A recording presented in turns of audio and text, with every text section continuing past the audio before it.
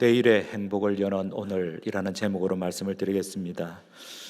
오늘 우리는 예수님께서 들려주셨던 부자와 나사로의 얘기를 보고 있습니다. 이 얘기를 예수님께서 꾸며내신 얘기로 보기도 하고 실화라고 생각하는 이들도 있습니다. 실화라고 주장하는 분들은 이 얘기의 주인공 중에 하나인 나사로의 이름이 거명되어 있기 때문입니다.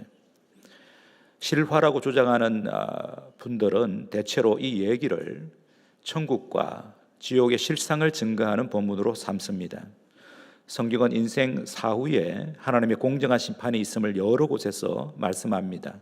성경을 진리의 책으로 믿는 우리는 나사로가 갔던 천국과 부자가 갔던 지옥이 실제한다고 믿어야 합니다. 그러나 이 얘기가 실화인지 꾸며낸 얘기인지를 규명하기보다는 예수님께서 왜 이 얘기를 하셨는지 그 이유와 목적을 아는 것이 훨씬 더 중요합니다. 우리가 성경의 한 부분을 읽을 때 항상 문맥 속에서 이해하려고 해야 합니다. 그러므로 부자와 나사로 얘기는 적어도 누가복음 15장에서부터 연결해서 읽어야 바르게 이해할 수 있습니다. 누가복음 15장 1절 2절을 보면 예수님의 말씀을 들으러 세리와 죄인들이 예수님께 가까이 나왔습니다.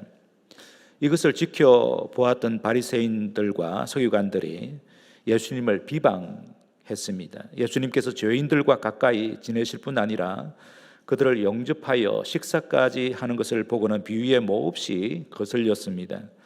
그 당시 종교 지도자들이었던 바리새인들과 서기관들은 죄인들과 상종하지 않아야 경건한 자라고 생각했습니다. 그 당시 유대 사회에서는 세리, 병자, 천한 직업에 종사하는 자, 창녀, 가난한 자들을 죄인으로 취급했습니다. 하나님을 모르는 이방인처럼 부정한 개처럼 천대했습니다.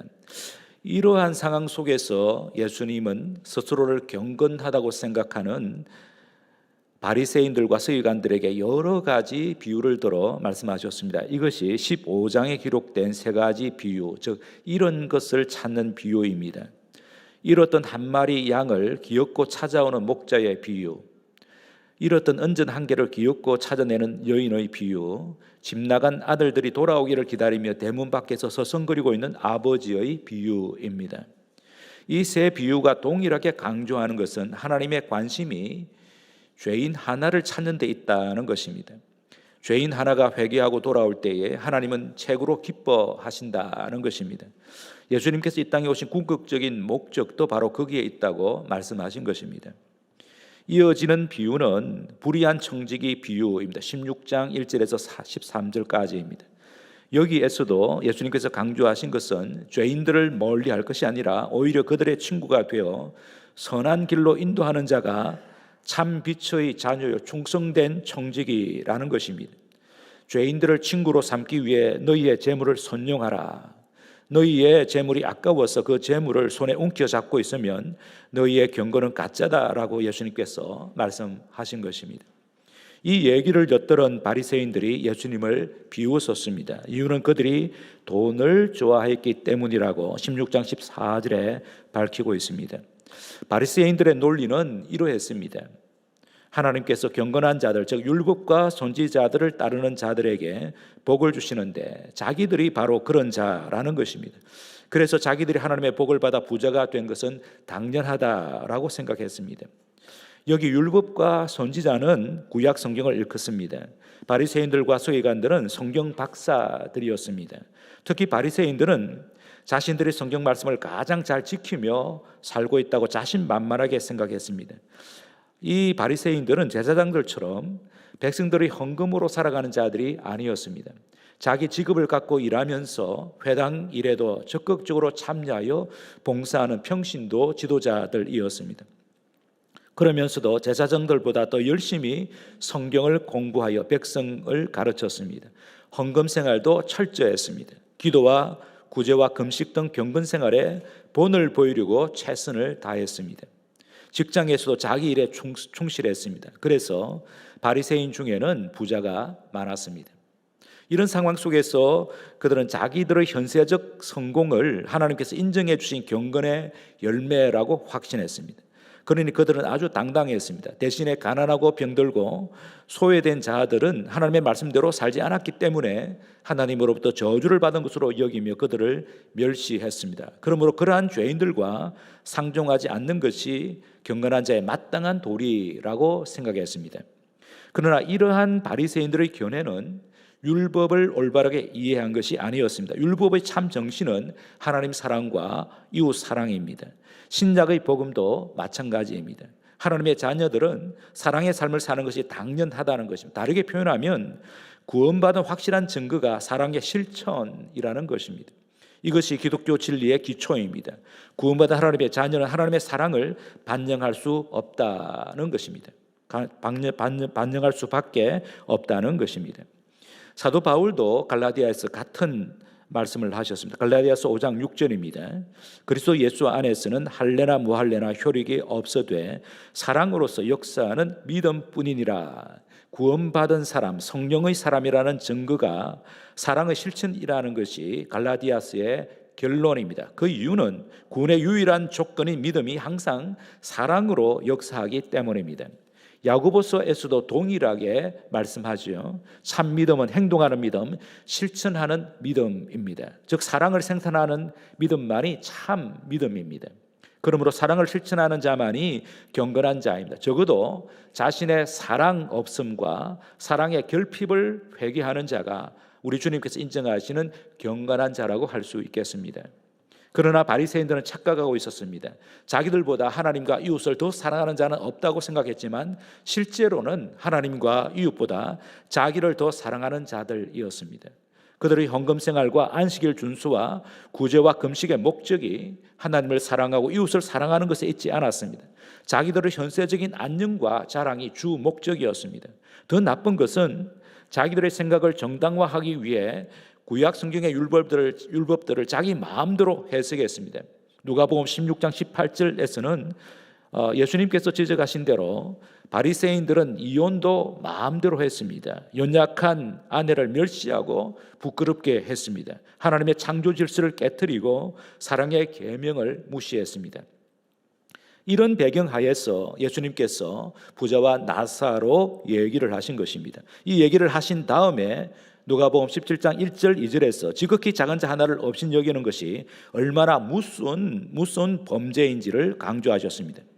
그러므로 부자와 나사로 얘기의 핵심은 죽어서 천국에 가는 얘기가 아닙니다. 우리 인생들의 사후 얘기가 아니라 오늘 우리가 이 땅에서 어떤 삶을 살아야 하는지를 구체적으로 제시하는 말씀입니다. 지금 여기서 가난하고 병든 나사로와 같은 지극히 작은 형제 하나를 돌보는 것이 성경이 요구하는 참 사랑의 구체적인 행위라고 말씀하신 것입니다. 아마도 이 얘기를 들었던 바리새인들이 큰 충격을 받았을 것입니다. 자신들의 아름다운 미래에 대해 그들은 자신하고 있었습니다. 천국에 자기들이 들어가지 않으면 누가 들어가겠는가라고 생각했었는데 예수님께서는 착각하지 말라고 하셨습니다. 너희들이 멸시하고 있는 죄인들에 대한 생각이 근본적으로 바뀌지 않으면, 고통 중에 있는 이웃들을 향해 사랑이 꿈틀거리지 않는다면 너희들이 갈 곳은 지옥밖에 없다고 말씀하신 것입니다. 오늘 본문은 이렇게 시작하고 있죠. 19절을 보시기 바랍니다. 한 부자가 있어 자색 옷과 고운 베옷을 입고 날마다 호화롭게 즐기더라. 한 부자가 있었습니다. 훌륭한 옷을 입고 큰 집에서 호화롭게 살았습니다. 날마다 잔치를 벌이며 잘 먹고 잘 살았습니다. 건강했습니다. 아무런 문제가 없었습니다. 그러나 문제가 없었던 것이 아니라 문제가 덮여 있었을 따름입니다. 무슨 문제일까요? 다름이 아니라 하나님의 말씀대로 살지 않은 것이 문제였습니다. 율법과 선지자의 가르침과는 아주 무관하게 살았다는 것입니다.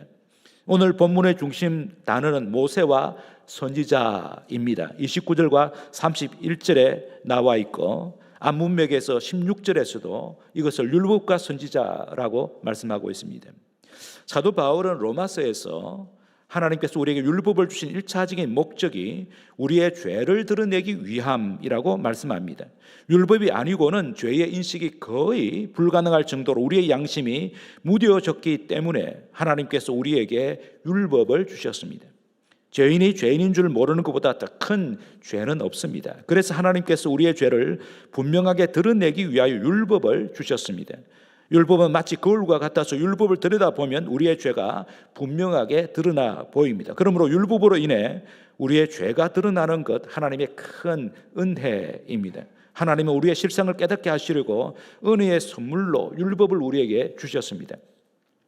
그런데 여기 부자는 율법과 선지자의 가르침을 늘 듣고 살았지만 그 가르침을 통해 자신이 얼마나 큰 죄인인지 자각하지 못했습니다. 부자로 호화롭게 사는 것이 하나님께서 자기에게 주신 복으로 생각했습니다. 자신이 이렇게 복받은 것은 자신의 삶을 하나님께서 인정하신 표라고 믿었습니다. 그러니 하등 양심의 가책이 없었습니다. 그런데 부자의 죄가 구체적으로 드러나기 시작했습니다. 20절, 21절입니다. 그런데 나사로라 이름하는 한 거지가 헌데투성이로 그의 대문 앞에 버려진 채 그 부자의 상에서 떨어지는 것으로 배불리려 하며 심지어 개들이 와서 그 헌데를 핥더라. 나사로 때문에 부자의 죄가 드러난 것입니다. 다시 말해서 이 부자가 늘 들어왔던 모세의 율법과 선지자들의 가르침이 실제 사람의 모습으로 나타난 것입니다. 부자에게 찾아온 나사로는 단순히 거지 나사로가 아닙니다. 우연히 발생한 사건도 아닙니다. 하나님께서 보내신 모세요 선지자였습니다. 하나님께서 이 부자에게 거짓 나사로를 보내신 것은 나사로를 통해 모세의 율법과 선지자들의 가르침을 생각나게 하기 위해서였습니다. 이미 말씀드린 대로 구약 성경의 핵심, 즉 율법과 선지자의 가르침의 핵심은 사랑입니다. 하나님 사랑, 이웃 사랑입니다. 이 두 가지 사랑은 별개의 것이 아니라 뿌리가 같은 한 사랑입니다. 이웃을 사랑한다고 하면서 하나님을 사랑하지 아니할 수 없으며 하나님을 사랑한다고 하면서 이웃을 사랑하지 않을 수 없습니다. 특히 이웃 사랑은 하나님 사랑의 구체적인 표현입니다. 이웃 사랑에 관하여 구약 성경에서 몇 구절들만 발췌하여 봉독해 드리겠습니다. 먼저 모세 율법책에서 출애굽기 22장 26절 27절입니다. 내가 만일 이웃의 옷을 전당 잡거든 해가 지기 전에 그에게 돌려보내라. 그것이 유일한 옷이라. 그것이 그의 알몸을 가릴 옷인즉 그가 무엇을 입고 자겠느냐. 그가 내게 부르짖으면 내가 들으리니 나는 자비로운 자임이니라. 신명기 24장 19절입니다. 앞에 자막을 보면서 우리 함께 읽도록 하겠습니다. 같이 읽겠습니다. 내가 밭에서 곡식을 벨 때에 그 한 무슬 밭에 잊어버렸거든 다시 가서 가져오지 말고 나그네와 고아와 과부를 위하여 남겨두라. 그리하면 내 하나님 여호와께서 내 손으로 하는 모든 일에 복을 내리시리라. 신명기 15장 7절 8절도 우리 함께 읽도록 하겠습니다. 내 하나님 여호와께서 내게 주신 땅 어느 성읍에서든지 가난한 형제가 너와 함께 거주하거든 그 가난한 형제에게 내 마음을 완악하게 하지 말며 내 손을 움켜쥐지 말고 반드시 내 손을 그에게 펴서 그에게 필요한 대로 쓸 것을 넉넉히 구워주라.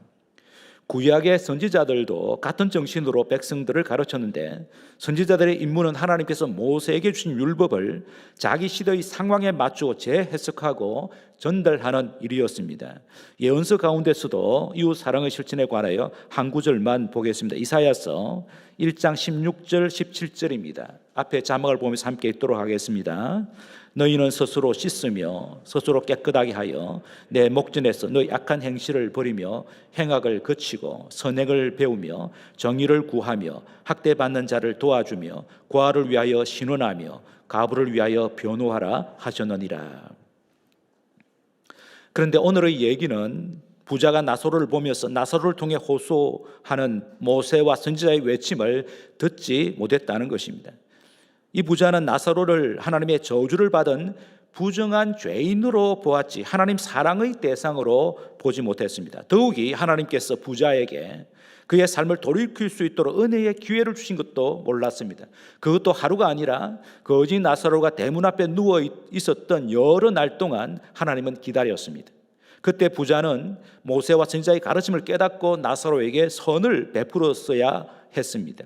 그런데 기회를 놓쳤습니다. 나사로가 부자의 대문에서 굶주려 죽었을 때에 그 마지막 기회도 달아났습니다. 아무도 부자는 나사로가 자기 눈앞에서 사라지기를 바랐을 것입니다. 그런데 나사로가 죽었을 때 귀찮은 일 하나가 제거되었다고 속이 후련했을 것 같습니다. 그런데 안타깝게도 그는 하나님의 복을 차버렸습니다. 자기를 향한 하나님의 끈질긴 은혜를 거절했습니다. 나사로는 그를 귀찮게 하기 위하여 온 것이 아니라 복을 주기 위하여 왔는데 그것을 몰랐습니다. 이 부자는 나사로가 대문에 누워 있을 동안에도 변함없이 회당에 나가 예배를 드렸을 것입니다. 율법과 선지자의 말씀도 무수히 들었을 것입니다. 그러나 그의 믿음과 경건은 가짜였습니다. 오늘날로 말하면 구원받은 자로 착각하고 사는 형식적인 신자였습니다. 교회의 명부에 등재되어 있지만 하나님의 생명책에는 그 이름이 없는 불신자였습니다. 교회 문턱만 밟고 다니는 실제적 무신론자였습니다. 이 부자가 그랬고 그 당시 내노라고 자기를 뽐내었던 바리새인들과 서기관들이 그랬습니다. 오늘도 주님께서는 우리의 믿음이 산 믿음인지 죽은 믿음인지를 확인하게 하시려고 나사로를 보내 우리 옆에 누워있게 하십니다. 예수님 당시 이 부자에게는 그의 대문 앞까지 나사로를 보내셨지만 오늘 우리에게는 안방에까지 들어와 누워있게 하십니다. 그런데 우리의 안방에 들어와 누워있는 나사로가 보이지 않는다면 그것이 우리의 큰 문제입니다. 나치에 항거했던 독일의 고백교회 설립자인 칼바르토와 본헤퍼가 말했습니다. 그리스도인은 한 손에는 성경을, 다른 한 손에는 신문을 들어야 한다고 했습니다. 우리의 안방에 신문을 통해 나사로가 들어와 있습니다. TV와 인터넷과 핸드폰을 통해 온 세계의 나사로들이 우리 안방에 들어와 누워 있습니다. 그러므로 나사로의 존재를 실감하고 살아야 할 시대가 오늘의 시대입니다. 현재 전 세계적으로 인류의 10%를 상회하는 7, 8억의 인구가 굶주림으로 큰 고통 가운데 있다고 합니다. 매일 16,000명이 기아로 죽어가고 있다고 합니다. 북한만 해도 극심한 기아 상태에서 허덕이고 있는 백성들이 적지 않습니다. 코로나 팬데믹 상황으로 이런 상황은 점점 더 악화되고 있다고 그럽니다. 그런데 우리는 꽤 풍족하게 살면서도 이러한 자들에 대하여 별 관심도 없이 잘 살고 있습니다. 그러므로 오늘의 이 말씀은 우리 성도들에게 주시는 경고의 말씀이고 이 말씀 앞에 우리는 회개와 변화의 몸부림을 쳐야 할 것입니다. 성도 여러분, 어제 성탄절을 지냈습니다.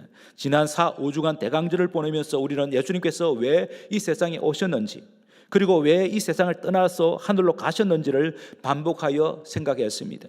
예수님께서 이 세상에 오신 이유와 이 세상을 떠나 하늘로 가신 이유를 하나로 묶는다면 사랑 때문입니다. 하나님의 사랑을 몸소 보여주시기 위해 오셨다가 이제는 그 사랑의 실천을 우리에게 맡기시고 하늘로 가신 것입니다. 그러하기에 예수님을 따라 언젠가는 하늘로 갈 자들인 우리는 지금 여기서 사랑을 구체적으로 실천해야 합니다. 누구에게 사랑을 실천해야 할까요? 성경은 말씀합니다. 우리 주변에 있는 자들 중에서 나사로와 같은 지극히 작은 자 한 사람입니다. 그들이 우리가 우선적으로 돌봐야 할 이웃입니다. 어떻게 하면 그 나사로들에게 우리의 사랑을 구체적으로 나눌 수 있을까요? 3가지로 요약할 수 있겠습니다. 첫째로 예수님의 낮아지심을 배워야 합니다. 예수님의 낮아지심을 배워야 합니다. 성탄절이 어제로 지났지만 성탄의 참된 의미를 매일 확인해야 합니다. 성탄의 참된 의미는 성자 하나님의 낮아지심입니다. 비천한 우리와 함께 사시기 위하여 예수님께서 오셔서 나사로와 같이 가난하고 병들고 소외된 자들을 따뜻하게 품어주셨습니다. 그 예수님께서 우리에게 말씀하셨습니다. 주님의 이름으로 지극히 작은 자 하나에게 냉수 한 그릇을 준다면 자신이 받으신 것처럼 여기겠다고 하셨습니다.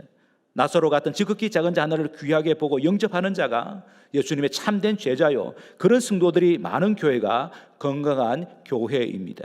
어떻게 하면 지극히 작은 자 하나에게 사랑을 실천할 수 있을까요? 둘째는 우리 옆에 와 있는 나사로를 볼 수 있도록 맑은 영성을 달라고 기도해야 합니다. 맑은 영성을 달라고 기도해야 합니다. 우리의 영성이 너무 개인적이고 기복적인 것이 문제입니다. 즉 성도와 교회 삶의 사회성이 크게 결여되어 있습니다.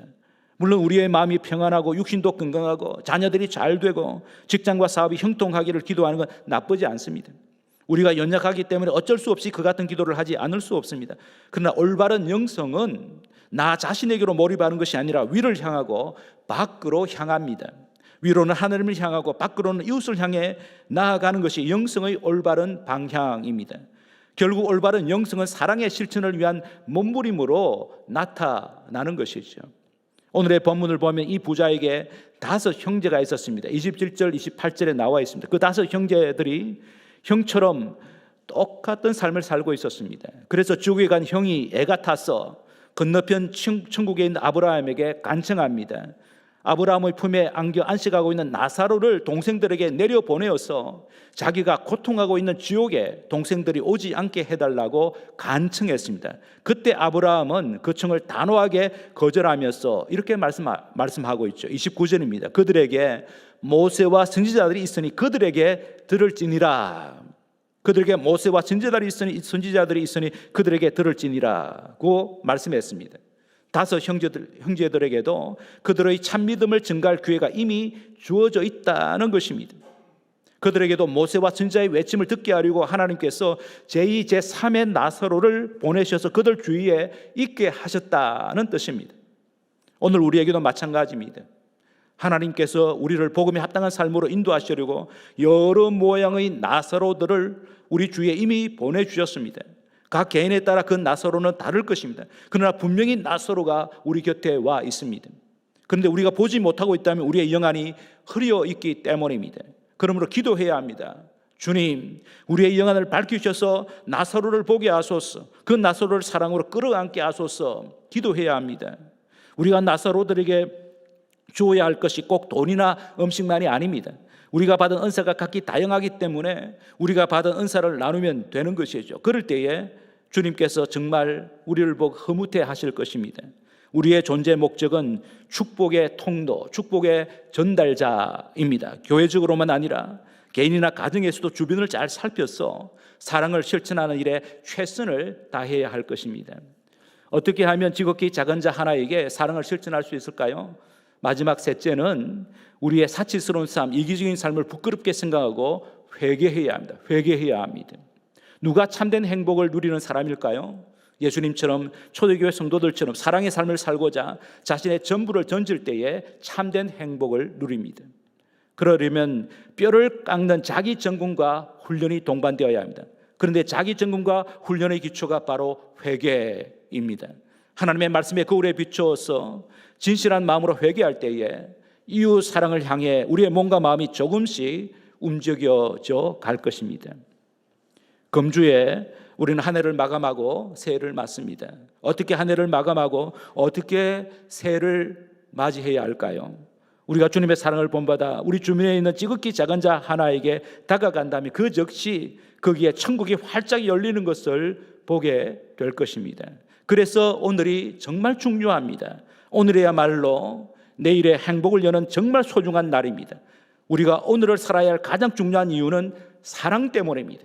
사랑으로 오늘을 살 때에 이 어제보다 오늘이 더 행복하고 오늘보다 내일이 더 행복할 것입니다. 그것이 바로 천국을 지금 여기서 맛보는 것이죠.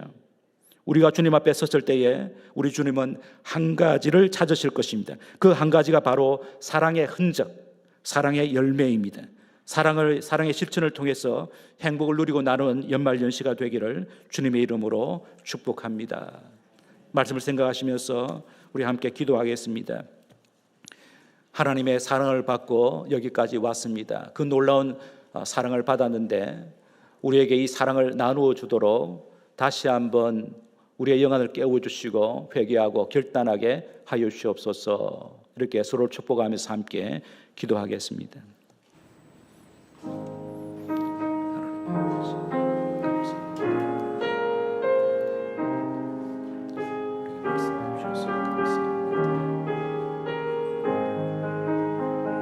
사랑하여 주셔서 동생에게 소중히 주셔서